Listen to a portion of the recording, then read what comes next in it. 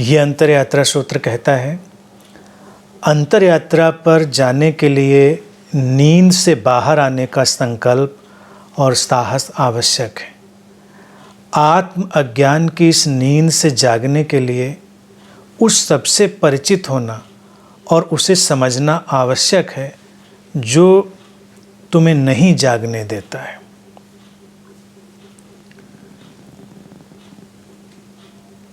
नींद से बाहर आने का संकल्प और साहस ये आवश्यक है, क्योंकि कई बार साधक के जीवन में जो दुर्घटना घटती है कि उसको इस बात का एहसास भी होने लगता है कि जैसे जीवन एक नींद में चल रहा है, जैसे जीवन सोए सोए चल रहा है, और वो जागना भी चाहता है, लेकिन वो अपने अंदर संकल्प नहीं पैदा कर पाता, साहस नहीं पैदा कर पाता, और संकल्प और साहस के अभाव में नींद से बाहर आना मुश्किल हो जाता है।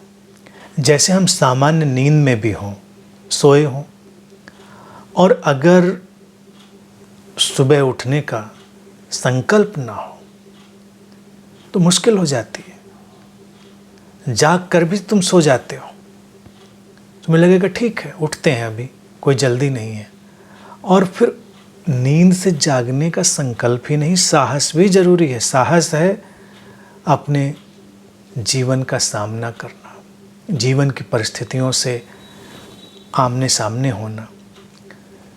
कई बार जब व्यक्ति अपने जीवन से बचना चाहता है तो उसके लिए बेहतर होता है कि वो सो जाए। नींद भी इसीलिए तो सुकून देती है।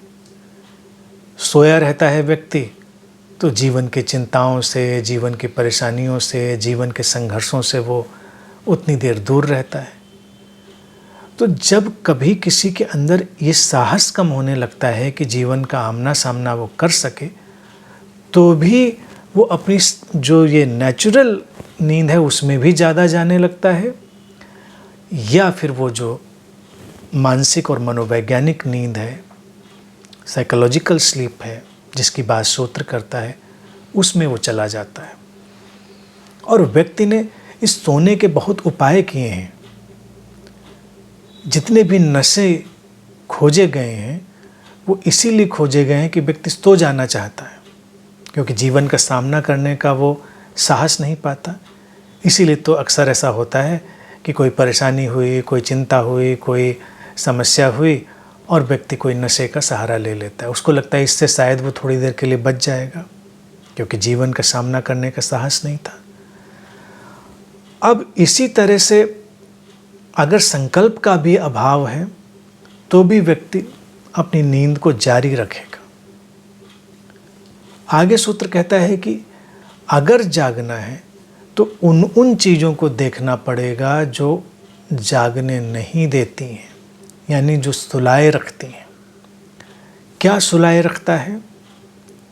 व्यक्ति की अपनी व्याख्याएं उसको सुलाए रखती हैं, उसके जो अपने बिलीफ हैं, उसकी मान्यताएं हैं, वो सुलाए रखती हैं, और निश्चित ही संकल्प और साहस का अभाव भी उसको सुलाए रखता है। क्योंकि अगर साहस नए जीवन में प्रवेश का नहीं होगा तो पुराना जीवन हमेशा कंफर्टेबल लगेगा। तो जो सोए होने की अवस्था है वो कंफर्टेबल है। जागना कई बार अपने साथ आनंद ही नहीं, पीड़ा भी लाता है, वेदना भी लाता है। एक बुद्ध के जीवन में बहुत पीड़ा होती है, बहुत वेदना होती है। आनंद तो है लेकिन वेदना भी, क्योंकि उसे दुख दिखाई देता है जीवन का, अपना ही नहीं दूसरों का, जगत का, प्राणी मात्र का दुख उसे दिखाई देता है।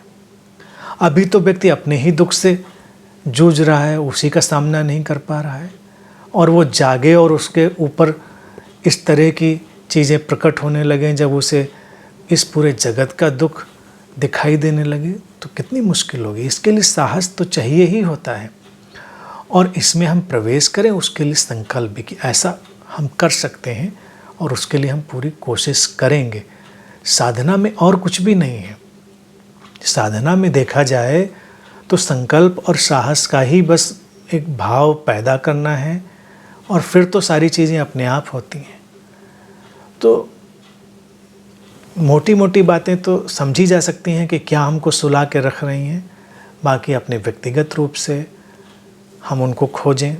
हर व्यक्ति के जीवन की अपनी पद्धतियाँ, अपने तरीके, अपने ढंग हो सकते हैं उसको सुलाए रखने के, वो उनको देखे, समझे। साधक को उस सब को देखना और समझना है, और फिर उसके बाद जागरण सहज ही घटता है, स्वतः ही घटता है।